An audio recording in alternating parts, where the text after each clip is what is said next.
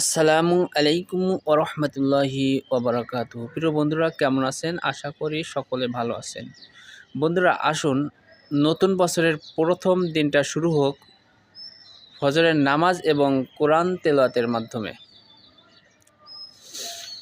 আউযু বিল্লাহি মিনাশ শাইতানির রাজিম। বিসমিল্লাহির রহমানির রহিম।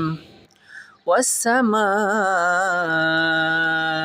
ذات البروج واليوم الموعود وشاهد ومشهود قتل أصحاب الأخدود النار ذات الوقود إذ هم عليها قود وهم على ما يفعلون بالمؤمنين شهود وما نقاموا منهم إلا أن يؤمنوا بالله العزيز الحميد